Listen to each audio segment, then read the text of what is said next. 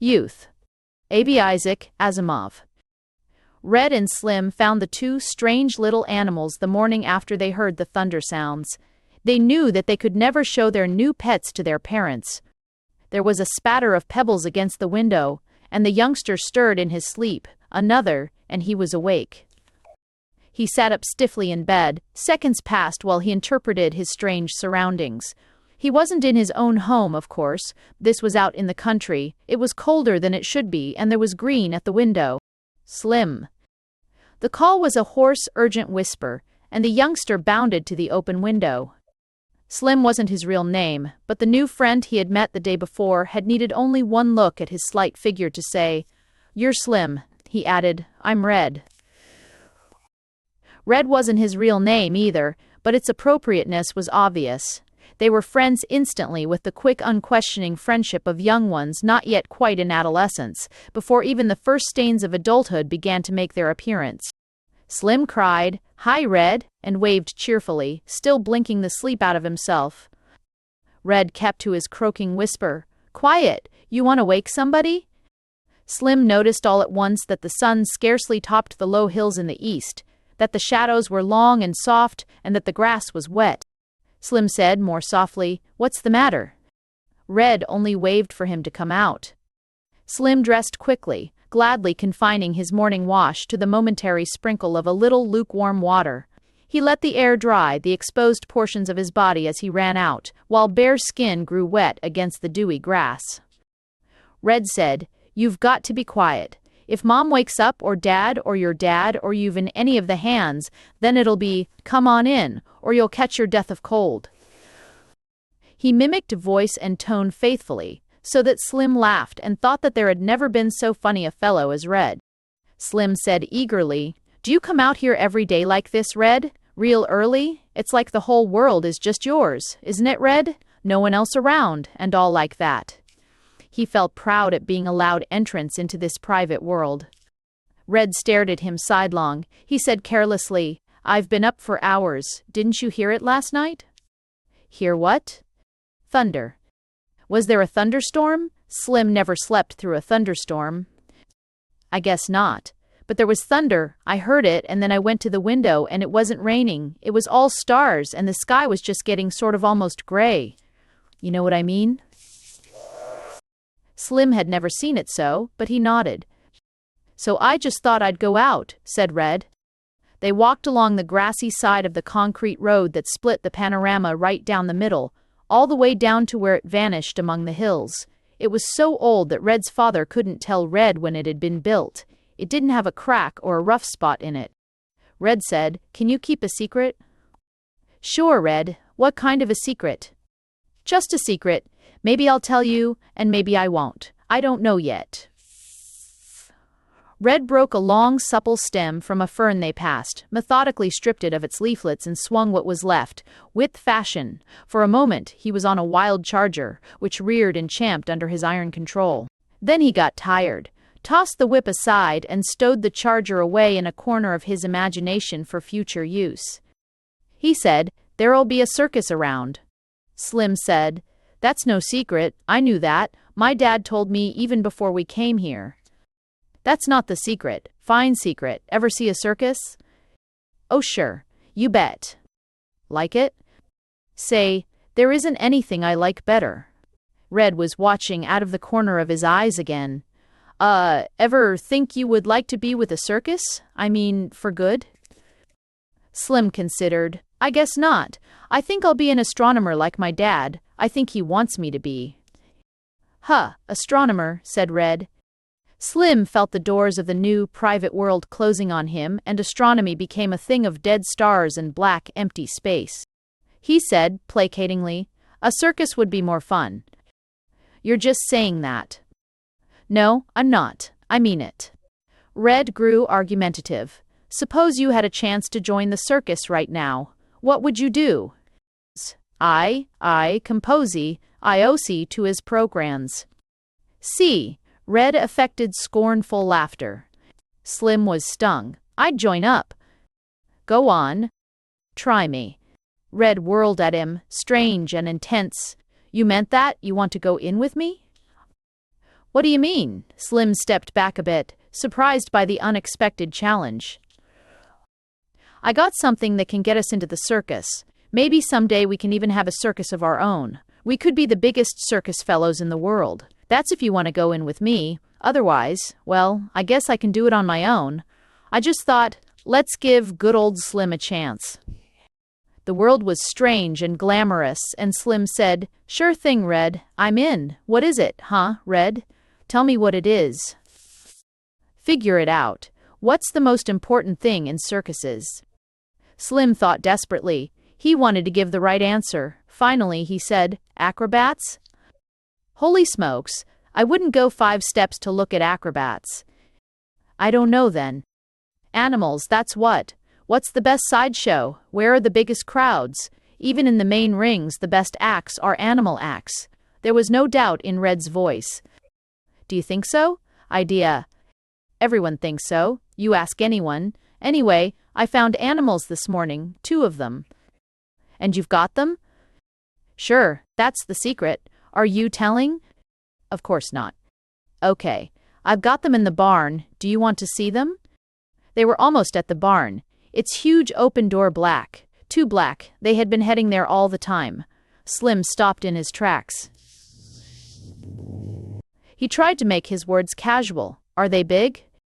Would I fool with them if they were big? They can't hurt you. They're only about so long. I've got them in a cage. They were in the barn now, and Slim saw the large cage suspended from a hook in the roof. It was covered with stiff canvas. Red said, "We used to have some bird there or something. Anyway, they can't get away from there. Come on, let's go up to the loft." They clambered up the wooden stairs, and Red hooked the cage toward them. Slim pointed and said, "There's sort of a hole in the canvas." Red frowned. "How'd that get there?" He lifted the canvas, looked in, and said with relief, "They're still there."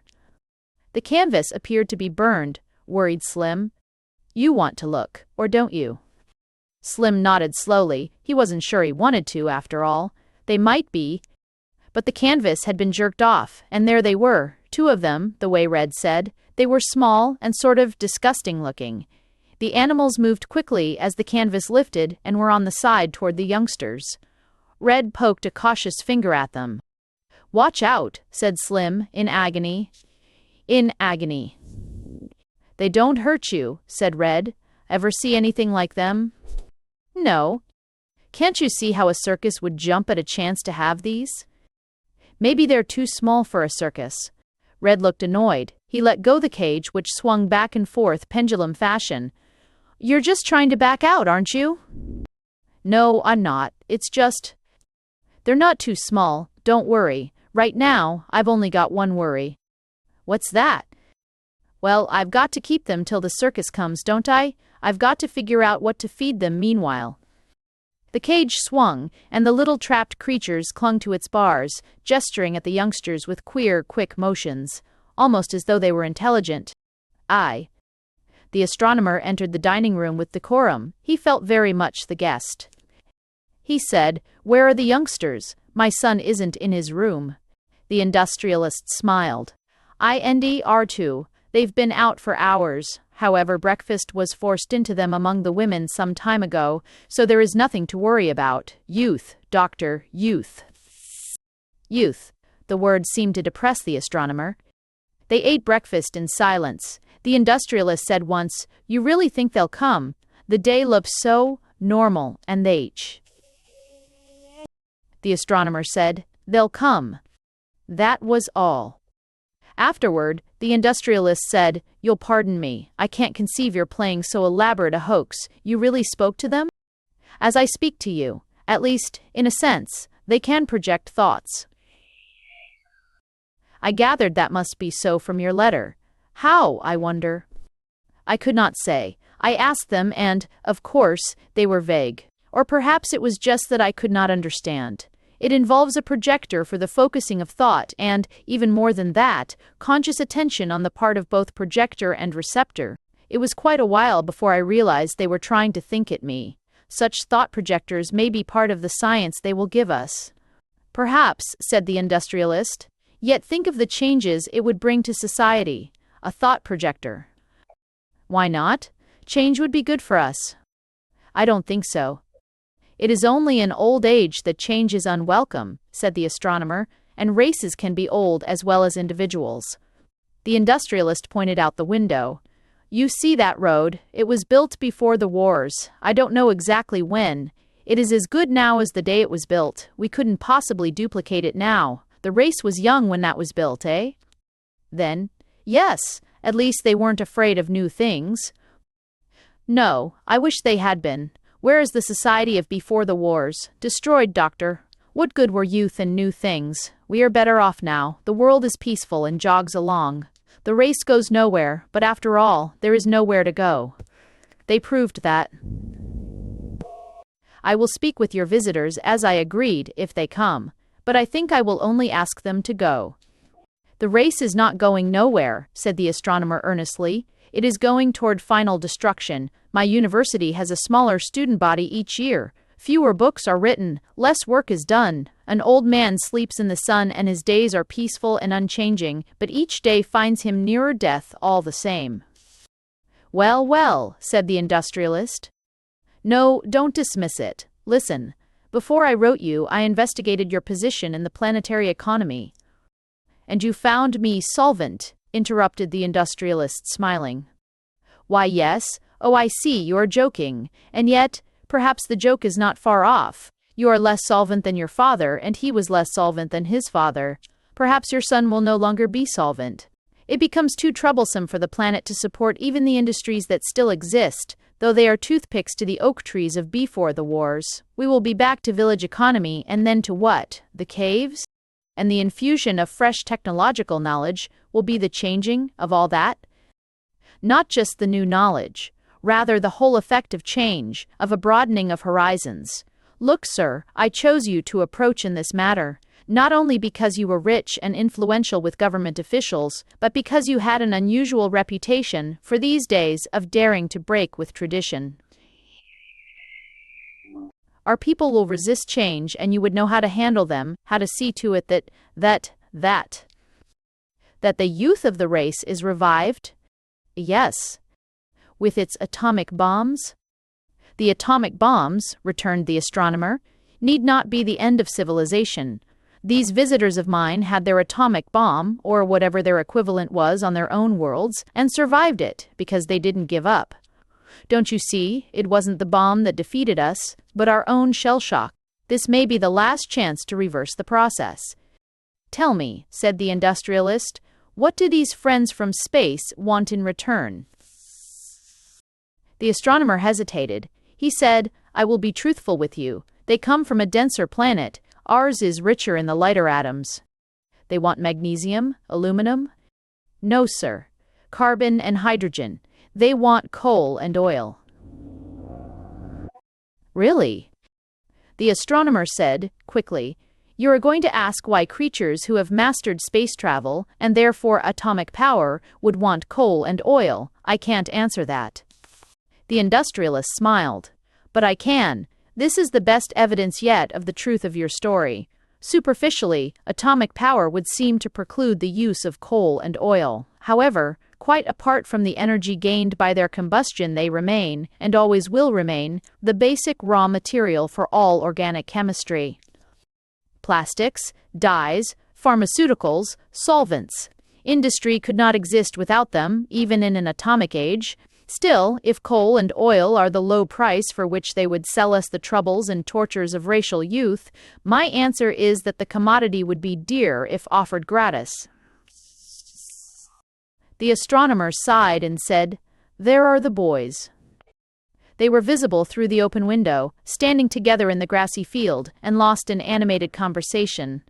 The industrialist's son pointed imperiously, and the astronomer's son nodded and made off at a run toward the house. The industrialist said, There is the youth you speak of. Our race has as much of it as it ever had. Yes, but we age them quickly and pour them into the mold. Slim scuttled into the room, the door banging behind him. The astronomer said in mild disapproval, What's this? Slim looked up in surprise and came to a halt. I beg your pardon. I didn't know anyone was here. I am sorry to have interrupted. His enunciation was almost painfully precise. The industrialist said, "It's all right, youngster." But the astronomer said, "Even if you had been entering an empty room, son, there would be no cause for slamming a door." "Nonsense," insisted the industrialist. "The youngster has done no harm. You simply scold him for being young. You, with your views." He said to Slim, "Come here, lad." Slim advanced slowly. "How do you like the country, eh?" "Very much, sir, thank you." "My son has been showing you about the place, has he?" "Yes, sir. Red, I mean." No, call him Red. I call him that myself. Now tell me, what are you two up to, eh?" Slim looked away. "Why, just exploring, sir." The industrialist turned to the astronomer. "Once there, you are. Youthful curiosity and adventure lust. The race has not yet lost it." Slim said, "Sir?" "Yes, lad." The youngster took a long time in getting on with it. He said, "Red sent me in for something good to eat, but I don't exactly know what he meant. I didn't like to say so." "Why, just ask cook. She'll have something good for young uns to eat." "Oh, no, sir. I mean for animals." "For animals?" "Yes, sir. What do animals eat?" The astronomer said, "I am afraid my son is city-bred." "Well," said the industrialist, "there's no harm in that. What kind of an animal, lad?" "A small one, sir." "Then try grass or leaves, and if they don't want that, nuts or berries would probably do the trick." "Thank you, sir." Slim ran out again, closing the door gently behind him. The astronomer said, "Do you suppose they've trapped an animal alive?" He was obviously perturbed. "That's common enough. There's no shooting on my estate, and it's tame country, full of rodents and small creatures. Red is always coming home with pets of one sort or another. They rarely maintain his interest for long." He looked at the wall clock. Your friends should have been here by now, shouldn't they?" I. The swaying had come to a halt and it was dark. The explorer was not comfortable in the alien air. It felt as thick as soup and he had to breathe shallowly. Even so, he reached out in a sudden need for company. The merchant was warm to the touch. His breathing was rough. He moved in an occasional spasm and was obviously asleep. The explorer hesitated and decided not to wake him. It would serve no real purpose. There would be no rescue, of course. That was the penalty paid for the high profits which unrestrained competition could lead to. A merchant who opened a new planet could have a 10-year monopoly of its trade, which he might hug to himself or, more likely, rent out to all comers at a stiff price. It followed that planets were searched for in secrecy and, preferably, away from the usual trade routes. In a case such as theirs, then, there was little or no chance that another ship would come within range of their subetherics except for the most improbable of coincidences. Even if they were in their ship, that is, rather than in calls. The explorer grasped the thick bars. Even if they blasted those away, as they could, they would be stuck too high in open air for leaping. It was too bad. They had landed twice before in the scout ship. They had established contact with the natives who were grotesquely huge, but mild and unaggressive. It was obvious that they had once owned a flourishing technology, but hadn't faced up to the consequences of such a technology. It would have been a wonderful market. And it was a tremendous world. The merchant, especially, had been taken aback. He had known the figures that expressed the planet's diameter, but from a distance of 2 light seconds he had stood at the visiplate and muttered, "Unbelievable." "Oh, there are larger worlds," the explorer said. "It wouldn't do for an explorer to be too easily impressed." "Inhabited?" "Well, no. Why, you could drop your planet into that large ocean and drown it." The explorer smiled. It was a gentle dig at his Arcturian homeland, which was smaller than most planets. He said, "Not quite." The merchant followed along the line of his thoughts. "And the inhabitants are large in proportion to their world?" He sounded as though the news struck him less favorably now. "Nearly 10 times our height." "Are you sure they are friendly?" "That is hard to say. Friendship between alien intelligences is an imponderable, They are not dangerous, I think. We've come across other groups that could not maintain equilibrium after the atomic war stage, and you know the results. Introversion, retreat, gradual decadence, and increasing gentleness. Even if they are such monsters. The principle remains. It was about then that the explorer felt the heavy throbbing of the engines. He frowned and said, "We are descending a bit too quickly." There had been some speculation on the dangers of landing some hours before. The planetary target was a huge one for an oxygen-water world, though it lacked the size of the uninhabitable hydrogen-ammonia planets, and its low density made its surface gravity fairly normal. Its gravitational forces fell off, but slowly with distance. In short, its gravitational potential was high, and the ship's calculator was a run-of-the-mill model, not designed to plot landing trajectories at that potential range. That meant the pilot would have to use manual controls.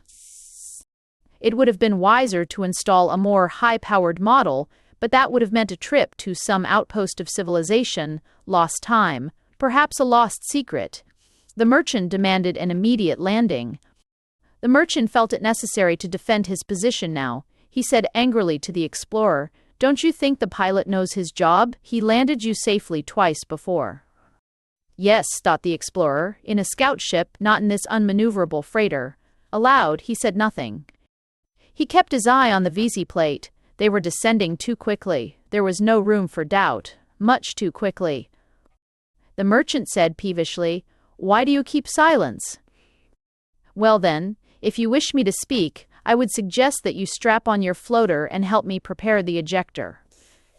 The pilot fought a noble fight. He was no beginner. The atmosphere, abnormally high and thick in the gravitational potential of this world, whipped and burned about the ship. But to the very last it looked as though he might bring it under control. Despite that, he even maintained course, following the extrapolated line to the point on the northern continent toward which they were headed.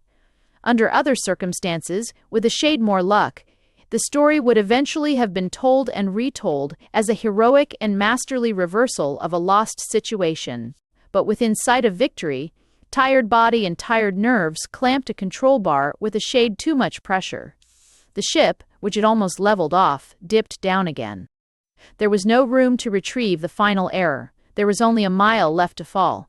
The pilot remained at his post to the actual landing, his only thought that of breaking the force of the crash, of maintaining the spaceworthiness of the vessel. He did not survive. With the ship bucking madly in a Subi atmosphere, few ejectors could be mobilized, and only one of them in time. When afterwards the explorer lifted out of unconsciousness and rose to his feet, he had the definite feeling that, but for himself and the merchant, there were no survivors. And perhaps that was an overcalculation. His floater had burnt out, while still sufficiently distant from surface to have the fall stun him. The merchant might have had less luck, even, than that. He was surrounded by a world of thick, ropey stalks of grass, and in the distance were trees that reminded him vaguely of similar structures on his native Arcturian world, except that their lowest branches were high above what he would consider normal treetops. He called, his voice sounding basso in the thick air, and the merchant answered. The explorer made his way toward him, thrusting violently at the coarse stalks that barred his path. "Are you hurt?" he asked. The merchant grimaced. "I've sprained something. It hurts to walk." The explorer probed gently. "I don't think anything is broken. You'll have to walk despite the pain." "Can't we rest first?" "It's important to try to find the ship. If it is spaceworthy or if it can be repaired, we may live. Otherwise, we won't." "Just a few minutes? Let me catch my breath." The explorer was glad enough for those few minutes. The merchant's eyes were already closed. He allowed his to do the same. He heard the trampling and his eyes snapped open. Never sleep on a strange planet, he told himself futilely. The merchant was awake too, and his steady screaming was a rumble of terror. The explorer called, "It's only a native of this planet. It won't harm you." But even as he spoke, the giant had swooped down, and in a moment, they were in its grasp, being lifted closer to its monstrous ugliness. The merchant struggled violently and, of course, quite futilely. "Can't you talk to it?" he yelled. The explorer could only shake his head. I can't reach it with the projector. It won't be listening. Then blast it. Blast it down. We can't do that. The phrase, "you fool," had almost been added. The explorer struggled to keep his self-control. They were swallowing space as the monster moved purposefully away. "Why not?" cried the merchant. "You can reach your blaster. I see it in plain sight. Don't be afraid of falling." It's simpler than that. If this monster is killed, you'll never trade with this planet. You'll never even leave it. You probably won't live the day out. Why? Why? Because this is one of the young of the species. You should know what happens when a trader kills a native young, even accidentally. What's more, if this is the target point, then we are on the estate of a powerful native. This might be one of his brood. That was how they entered their present prison. They had carefully burnt away a portion of the thick, stiff covering, and it was obvious that the height from which they were suspended was a killing one. Now, once again, the prison cage shuddered and lifted in an upward arc. The merchant rolled to the lower rim and startled awake. The cover lifted and light flooded in. As was the case the time before, there were two specimens of the young. They were not very different in appearance from adults of the species, reflected the explorer, though, of course, they were considerably smaller. A handful of reedy green stalks was stuffed between the bars. Its odor was not unpleasant, but it carried clods of soil at its ends. The merchant drew away and said, huskily, "What are they doing?" The explorer said, "Trying to feed us, I should judge. At least this seems to be the native equivalent of grass." The cover was replaced and they were set swinging again, alone with their fodder. Slim started at the sound of footsteps and brightened when it turned out to be only Red. He said, "No one's around. I had my eye peeled, you bet." Red said, "Esh, look, you take this stuff and stick it in the cage. I've got to scoot back to the house." "What is it?" Slim reached reluctantly. "Ground meat. Holy smokes, haven't you ever seen ground meat? That's what you should have got when I sent you to the house instead of coming back with that stupid grass." Slim was hurt. "How'd I know they don't eat grass? Besides, ground meat doesn't come loose like that. It comes in cellophane and it isn't that color." "Sure, in the city. Out here we grind our own and it's always this color till it's cooked." "You mean it isn't cooked?" Slim drew away quickly. Red looked disgusted. "Do you think animals eat cooked food? Come on, take it. It won't hurt you. I tell you there isn't much time." "Why? What's doing back at the house?" "I don't know. Dad and your father are walking around. I think maybe they're looking for me. Maybe the cook told them I took the meat. Anyway, we don't want them coming here after me." "Didn't you ask the cook before you took this stuff?" "Who? That crab. Shouldn't wonder if she only let me have a drink of water because Dad makes her. Come on, take it." Slim took the large glob of meat, though his skin crawled at the touch. He turned toward the barn, and Red sped away in the direction from which he had come. He slowed when he approached the two adults, took a few deep breaths to bring himself back to normal, and then carefully and nonchalantly sauntered past. They were walking in the general direction of the barn, he noticed, but not dead on. He said, "Hi, Dad. Hello, sir." The industrialist said, "Just a moment, Red. I have a question to ask you." Red turned a carefully blank face to his father. "Yes, Dad?" "Mother tells me you were out early this morning." "Not real early, Dad. Just a little before breakfast." "She said you told her it was because you had been awakened during the night and didn't go back to sleep." Red waited before answering. Should he have told Mom that? Then he said, "Yes, sir." "What was it that awakened you?" Red saw no harm in it. He said, "I don't know, Dad. It sounded like thunder, sort of, and like a collision, sort of." "Could you tell where it came from?" "It sounded like it was out by the hill." That was truthful and useful as well, since the direction was almost opposite that in which the barn lay. The industrialist looked at his guest. "I suppose it would do no harm to walk toward the hill." The astronomer said, "I am ready." Red watched them walk away, and when he turned, he saw Slim peering cautiously out from among the briars of a hedge. Red waved at him. "Come on." Slim stepped out and approached. Did they say anything about the meat? No. I guess they don't know about that. They went down to the hill. What for? Search me. They kept asking about the noise I heard. Listen, did the animals eat the meat? Well, said Slim cautiously, they were sort of looking at it and smelling it or something.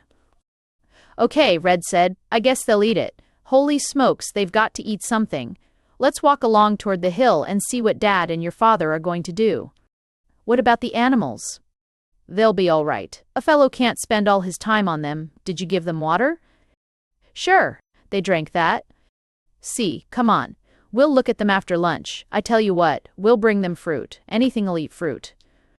Together, they trotted up the rise, Red, as usual, in the lead. V. The astronomer said, You think the noise was their ship landing? Don't you think it could be? If it were, they may all be dead. Perhaps not, the industrialist frowned. If they have landed and are still alive, where are they? Where are they? Think about that for a while. He was still frowning. The astronomer said, I don't understand you. They may not be friendly. Oh no, I've spoken with them. You've spoken with them. Call that reconnaissance. What would their next step be? Invasion. But they only have one ship, sir. You know that only because they say so. They might have a fleet. I've told you about their size. Their size would not matter if they have hand weapons that may well be superior to our artillery. That is not what I meant. I had this partly in mind from the first, the industrialist went on. It is for that reason I agreed to see them after I received your letter, not to agree to an unsettling and impossible trade, but to judge their real purposes. I did not count on their evading the meeting. He sighed. I suppose it isn't our fault. You are right in one thing, at any rate. The world has been at peace too long. We are losing a healthy sense of suspicion. The astronomer's mild voice rose to an unusual pitch, and he said, I will speak. I tell you that there is no reason to suppose they can possibly be hostile. They are small, yes, but that is only important because it is a reflection of the fact that their native worlds are small. Our world has what is for them a normal gravity, but because of our much higher gravitational potential, our atmosphere is too dense to support them comfortably over sustained periods. For a similar reason, the use of the world as a base for interstellar travel, except for trade in certain items, is uneconomical. And there are important differences in chemistry of life due to the basic differences in soils. They couldn't eat our food, or we theirs. Surely all this can be overcome. They can bring their own food, build domed stations of lowered air pressure, devise specially designed ships. They can. And how glibly you can describe feats that are easy to erase in its youth. It is simply that they don't have to do any of that. There are millions of worlds suitable for them in the galaxy. They don't need this one, which isn't. How do you know? All this is their information again. This I was able to check independently. I am an astronomer, after all. That is true. Let me hear what you have to say then, while we walk. Then, sir, consider that for a long time, our astronomers have believed that two general classes of planetary bodies existed. First, the planets which formed at distances far enough from their stellar nucleus to become cool enough to capture hydrogen. These would be large planets rich in hydrogen, ammonia, and methane. We have examples of these in the giant outer planets. The second class would include those planets formed so near the stellar center that the high temperature would make it impossible to capture much hydrogen. These would be smaller planets, comparatively poorer in hydrogen and richer in oxygen. We know that type very well since we live on one. Ours is the only solar system we know in detail, however, and it has been reasonable for us to assume that these were the only two planetary classes. I take it then that there is another. Yes, there is a superdense class, still smaller, poorer in hydrogen, than the inner planets of the solar system. The ratio of occurrence of hydrogen-ammonia planets and these superdense water-oxygen worlds of theirs over the entire galaxy, And remember that they have actually conducted a survey of significant sample volumes of the galaxy, which we, without interstellar travel, cannot do, is about 3 to 1. This leaves them 7 million super-dense worlds for exploration and colonization. The industrialist looked at the blue sky and the green-covered trees, among which they were making their way. He said, "And worlds like ours?" The astronomer said, softly, "Ours is the first solar system they have found which contains them. Apparently the development of our solar system was unique and did not follow the ordinary rules." The industrialist considered that. What it amounts to is that these creatures from space are asteroid dwellers. No, the asteroids are something else again. They occur, I was told, in 1 out of 8 stellar systems, but they're completely different from what we've been discussing. And how does your being an astronomer change the fact that you are still only quoting their unsupported statements? But they did not restrict themselves to bald items of information. They presented me with a theory of stellar evolution, which I had to accept, and which is more nearly valid than anything our own astronomy has ever been able to devise, if we accept possible, lost theories dating from before the wars. Mind you, their theory had a rigidly mathematical development, and it predicted just such a galaxy as they describe. So you see, they have all the worlds they wish. They are not land-hungry, certainly not for our land. Reason would say so, if what you say is true. But creatures may be intelligent and not reasonable. Our forefathers were presumably intelligent, yet they were certainly not reasonable. Was it reasonable to destroy almost all their tremendous civilization in atomic warfare, over causes our historians can no longer accurately determine? The industrialist brooded over it. From the dropping of the first atom bomb over those islands, I forget the ancient name, there was only one end in sight, and in plain sight, yet events were allowed to proceed to that end. He looked up, said briskly, "Well, where are we? I wonder if we are not on a fool's errand after all." But the astronomer was a little in advance, and his voice came thickly. "No fool's errand, sir. Look there." Red and Slim had trailed their elders with the experience of youth, aided by the absorption and anxiety of their fathers. Their view of the final object of the search was somewhat obscured by the underbrush behind which they remained. Red said, "Holy smokes, look at that, it's all shiny silver or something." But it was Slim who was really excited. He caught at the other. "I know what this is, it's a spaceship. That must be why my father came here. He's one of the biggest astronomers in the world, and your father would have to call him if a spaceship landed on his estate." "What are you talking about? Dad didn't even know that thing was there. He only came here because I told him I heard the thunder from here. Besides, there isn't any such thing as a spaceship." "Sure there is. Look at it. See those round things? They are ports, and you can see the rocket tubes." "How do you know so much?" Slim was flushed. He said, "I read about them. My father has books about them. Old books, from before the wars." "Huh. Now I know you're making it up. Books from before the wars." "My father is to have them. He teaches at the university. It's his job." His voice had risen, and Red had to pull at him. "You want them to hear us?" he whispered indignantly. "Well, it is too. A spaceship." "Look here, Slim. You mean that's a ship from another world?" "It's gotta be. Look at my father going round and round it. He wouldn't be so interested if it was anything else." "Other worlds? Where are there other worlds?" "Everywhere. How about the planets? They're worlds just like ours, some of them, and other stars probably have planets. There's probably zillions of planets." Red felt outweighed and outnumbered. He muttered, "You're crazy." "Oh. Or crazy." "All right then, I'll show you." "Hey, where are you going?" "Down there. I'm gonna ask my father. I suppose you'll believe it if he tells you. I suppose you'll believe a professor of astronomy knows what." He had scrambled upright. Red said, "Hey, you don't want them to see us. We're not supposed to be here. Do you want them to start asking questions and find out about our animals?" "I don't care. You said I was crazy." "Snitcher, you promised you wouldn't tell." "I'm not going to tell. But if they find out themselves, it's your fault. for starting an argument and saying I was crazy. I take it back then, grumbled Red. Well, all right, you better. In a way, Slim was disappointed. He wanted to see the spaceship at closer quarters. Still, he could not break his vow of secrecy, even in spirit, without at least the excuse of personal insult. Red said, "It's awfully small for a spaceship." "Sure, because it's probably a scout ship. I'll bet Dad couldn't even get into the old thing." So much Slim realized to be true.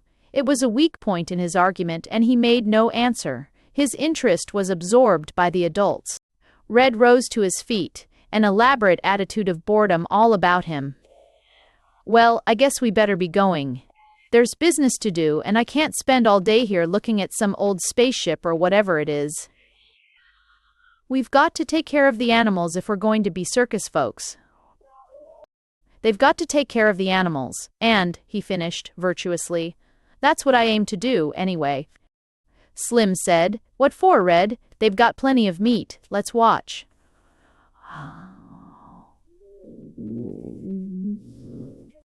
"There's no fun in watching.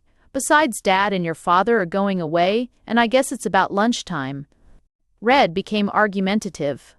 "Look, Slim, we can't start acting suspicious or they're going to start investigating. Holy smokes, don't you ever read any detective stories? When you're trying to work a big deal without being caught, it's practically the main thing to keep on acting just like always. Then they don't suspect anything. That's the first law." "Oh, all right." Slim rose resentfully. At the moment, the circus appeared to him a rather tawdry and shoddy substitute for the glories of astronomy, and he wondered how he had come to fall in with Red's silly scheme.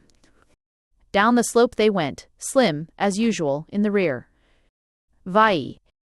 The industrialist said, "It's the workmanship that gets me. I never saw such construction." "What good is it now?" said the astronomer bitterly. "There's nothing left. There'll be no second landing. This ship detected life on our planet through accident. Other exploring parties would come no closer than necessary to establish the fact that there were no super-dense worlds existing in our solar system. Well, there's no quarreling with the crash landing. The ship hardly seems damaged. If only some had survived, the ship might have been repaired. If they had survived, there would be no trade in any case. They're too different, too disturbing. In any case, it's over. It's over." They entered the house, and the industrialist greeted his wife calmly. "Lunch about ready, dear." "I'm afraid not." You see, she looked hesitantly at the astronomer. "Is anything wrong?" asked the industrialist. "Why not tell me? I'm sure our guest won't mind a little family discussion." "Pray don't pay any attention whatever to me," muttered the astronomer. He moved miserably to the other end of the living room.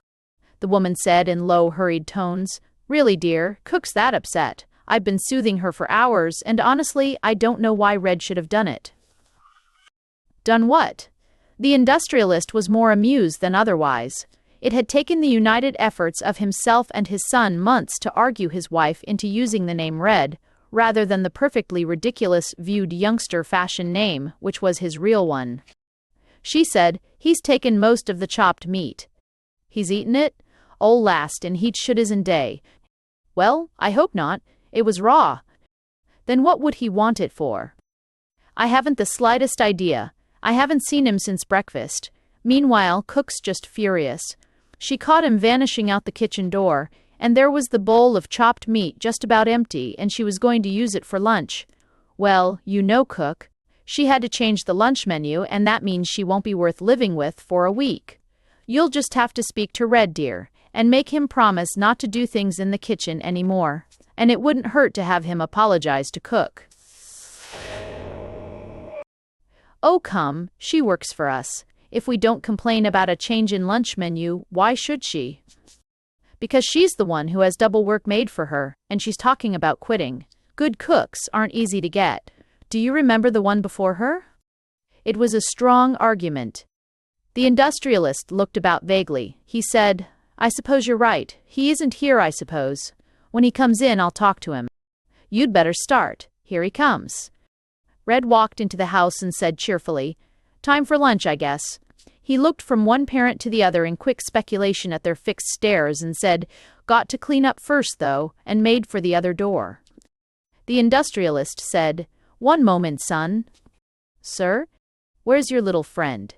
Red said, carelessly, "He's around somewhere. We were just sort of walking and I looked around and he wasn't there." This was perfectly true, and Red felt on safe ground. I told him it was lunchtime. I said, "I suppose it's about lunchtime." I said, "We got to be getting back to the house," and he said, "Yes."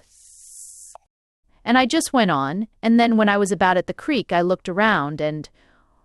The astronomer interrupted the voluble story, looking up from a magazine he had been sightlessly rummaging through.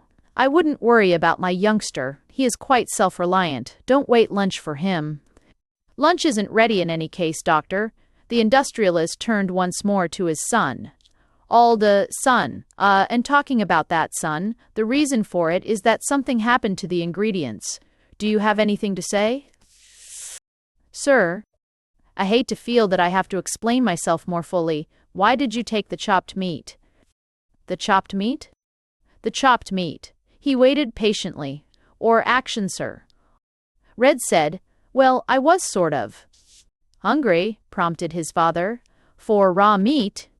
"No, sir. I just sort of needed it." "For what exactly?" Red looked miserable and remained silent. The astronomer broke in again. "If you don't mind my putting in a few words, you'll remember that just after breakfast my son came in to ask what animals ate." "Oh, you're right. How stupid of me to forget. Look here, Red.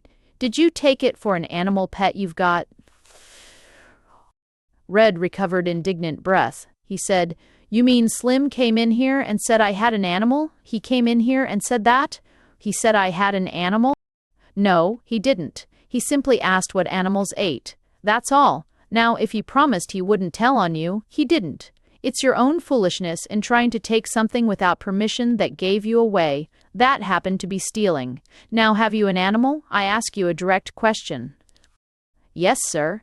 It was a whisper so low as hardly to be heard. "All right, you'll have to get rid of it. Do you understand?" Red's mother intervened. "Do you mean to say you're keeping a meat-eating animal, Red? It might bite you and give you blood poison." "They're only small ones," quavered Red. "They hardly budge if you touch them." "They? How many do you have?" "He, how many do you have?" "Two." "Where are they?" The industrialist touched her arm. "Don't chivvy the child any further," he said in a low voice. "If he says he'll get rid of them, he will, and that's punishment enough." He dismissed the matter from his mind. VI. Lunch was half over when Slim dashed into the dining room. For a moment, he stood abashed, and then he said in what was almost hysteria, "I've got to speak to Red. I've got to say something." Red looked up in fright, but the astronomer said, "I don't think, son, you're being very polite. You've kept lunch waiting." "I'm sorry, father." "Oh, don't rate the lad," said the industrialist's wife. "He can speak to Red if he wants to, and there was no damage done to the lunch." "I've got to speak to Red alone," Slim insisted. "Now that's enough," said the astronomer, with a kind of gentleness that was obviously manufactured for the benefit of strangers, and which had beneath it an easily recognized edge. Take your seat." Slim did so, but he ate only when someone looked directly upon him. Even then he was not very successful. Red caught his eyes. He made soundless words. "Did the animals get loose?" Slim shook his head slightly. He whispered, "No, it's..." The astronomer looked at him hard, and Slim faltered to a stop. With lunch over, Red slipped out of the room, with a microscopic motion at Slim to follow. They walked in silence to the creek. Then Red turned fiercely upon his companion. "Look here, what's the idea of telling my dad we were feeding animals?" Slim said, "I didn't. I asked what you feed animals. That's not the same as saying we were doing it. Besides, it's something else, Red." But Red had not used up his grievances. "And where did you go anyway? I thought you were coming to the house. They acted like it was my fault you weren't there." "But I'm trying to tell you about that. If you'd only shut up a second and let me talk. You don't give a fellow a chance." "Well, go on and tell me if you've got so much to say." "I'm trying to. I went back to the spaceship. the folks weren't there anymore, and I wanted to see what it was like. It isn't a spaceship, said Red sullenly. He had nothing to lose. It is too. I looked inside. You could look through the ports, and I looked inside, and they were dead. He looked sick. They were dead. Shh. One. Shh. Who were dead? Slim screeched. Animals, like our animals. Only they aren't animals. They're people things from other planets. For a moment, Red might have been turned to stone. It didn't occur to him to disbelieve Slim at this point. Slim looked too genuinely the bearer of just such tidings. He said finally, "Oh, my." Well, what are we going to do? Golly, will we get a whopping if they find out? He was shivering. We better turn them loose, said Red. They'll tell on us. They can't talk our language. Not if they're from another planet. Yes, they can, because I remember my father talking about some stuff like that to my mother when he didn't know I was in the room. He was talking about visitors who could talk with the mind, telepathy or something. I thought he was making it up.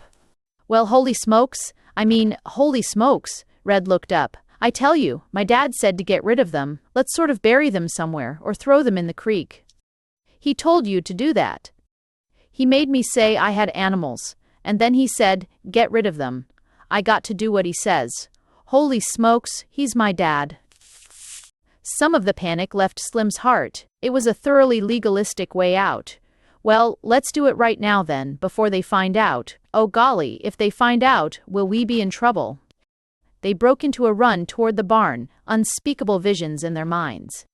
It was different, looking at them as though they were people.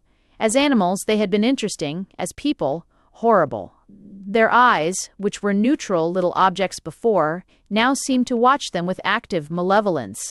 They're making noises, said Slim in a whisper which was barely audible. I guess they're talking or something, said Red. Funny that those noises which they had heard before had not had significance earlier. He was making no move toward them, neither was Slim. The canvas was off, but they were just watching. The ground meat, Slim noticed, hadn't been touched. Slim said, Aren't you going to do something? Aren't you? You found them. It's your turn now. No, it isn't. You found them. It's your fault, the whole thing. I was watching. You joined in, Slim. You know you did. I don't care. You found them, and that's what I'll say when they come here looking for us. Red said, All right for you. But the thought of the consequences inspired him anyway, and he reached for the cage door. Slim said, Wait. Red was glad to. He said, Now what's biting you? One of them's got something on him that looks like it might be iron or something. Where? Right there. I saw it before, but I thought it was just part of him. But if he's people, maybe it's a disintegrator gun. Shay. What's that? I read about it in the books from before the wars. Mostly people with spaceships have disintegrator guns. They point them at you and you get disintegrated. They didn't point it at us till now, pointed out Red with his heart not quite in it. I don't care. I'm not hanging around here and getting disintegrated. I'm getting my father. Cowardy. Cat. Yellow. Cowardy. Cat.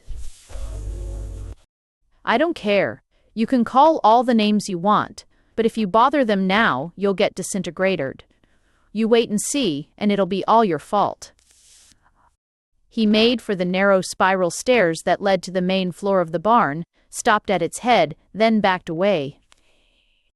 Red's mother was moving up, panting a little with the exertion, and smiling a tight smile for the benefit of Slim in his capacity as guest. Red, are you up there? Now don't try to hide. I know this is where you're keeping them. Cook saw where you ran with the meat. Red quavered. Hello, Ma. Now show me those nasty animals. I'm going to see to it that you get rid of them right away. It was over, and despite the imminent corporal punishment, Red felt something like a load fall from him. At least the decision was out of his hands. Right there, Ma. I didn't do anything to them, Ma. I didn't know. They just looked like little animals, and I thought you'd let me keep them, Ma. I wouldn't have taken the meat only. They wouldn't eat grass or leaves, and we couldn't find good nuts or berries, and Cook never lets me have anything, or I would have asked her, and I didn't know it was for lunch, and... He was speaking on the sheer momentum of terror and did not realize that his mother did not hear him, but, with eyes frozen and popping at the cage, was screaming in thin, piercing tones. The astronomer was saying, "A quiet burial is all we can do. There is no point in any publicity now," when they heard the screams. She had not entirely recovered by the time she reached them, running and running. It was minutes before her husband could extract sense from her. She was saying, finally, "I tell you they're in the barn. I don't know what they are. No, oh, trips." She barred the industrialist's quick movement in that direction. She said, "Don't you go. Send one of the hands with a shotgun. I tell you I never saw anything like it. Little horrible beasts with, I can't describe it. To think that Red was touching them and trying to feed them. He was holding them and feeding them meat."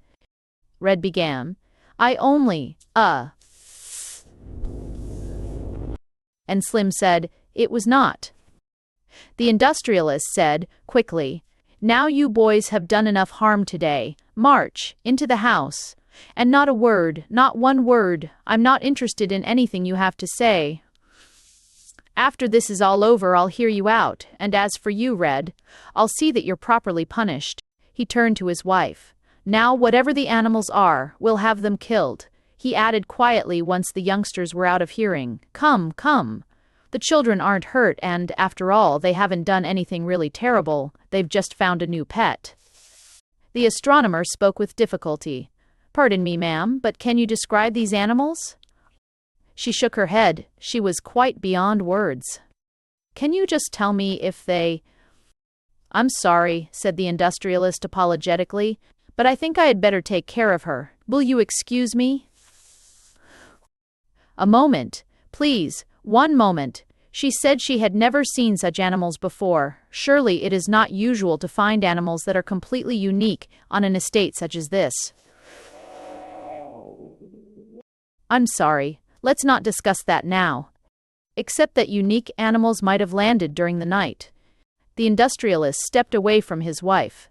"What are you implying?" "I think we had better go to the barn, sir." The industrialist stared a moment, turned, and suddenly and quite uncharacteristically began running. The astronomer followed, and the woman's wail rose unheeded behind them.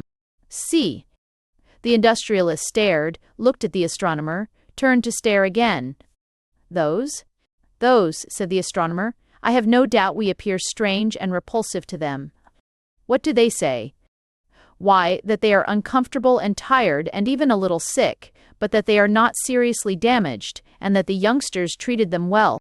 "Treated them well? Scooping them up, heaping them in a cage, giving them grass and raw meat to eat? Tell me how to speak to them."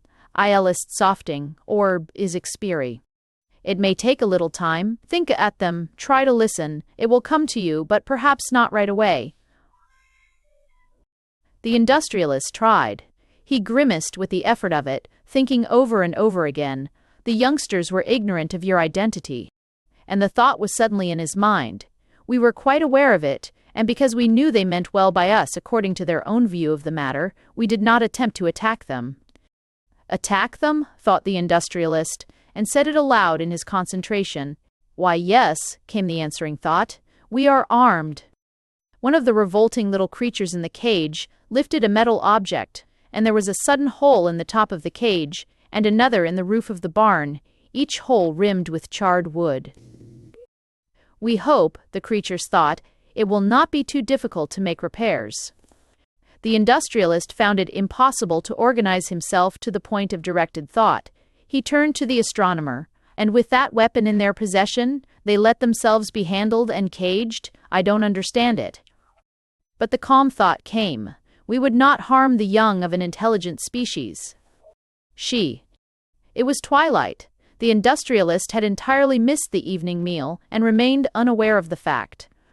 He said, "Do you really think the ship will fly?" "If they say so," said the astronomer, "I'm sure it will. They'll be back, I hope, before too long." "And when they do," said the industrialist energetically, I will keep my part of the agreement. What is more, I will move sky and earth to have the world accept them.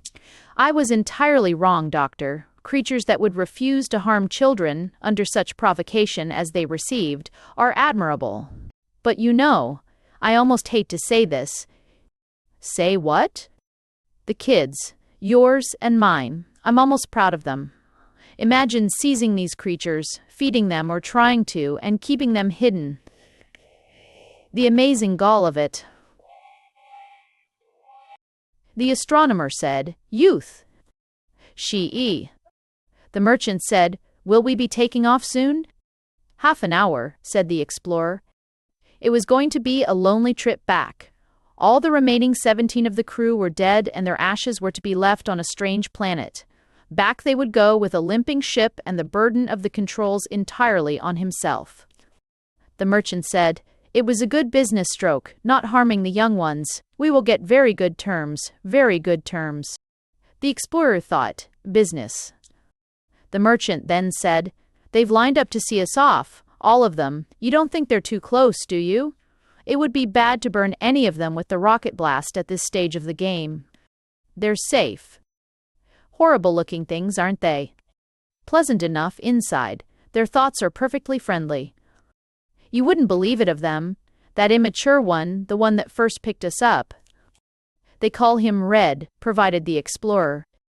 "That's a queer name for a monster. Makes me laugh. He actually feels bad that we're leaving, only I can't make out exactly why. The nearest I can come to it is something about a lost opportunity with some organization or other that I can't quite interpret."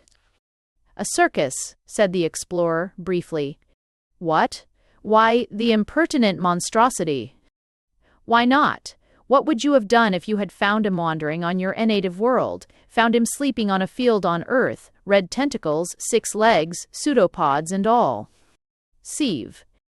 Red watched the ship leave. His red tentacles, which gave him his nickname, quivered their regret at lost opportunity to the very last, and the eyes at their tips filled with drifting yellowish crystals that were the equivalent of earthly tears. Transcriber's note: this e-text was produced from Space Science Fiction, May 1952.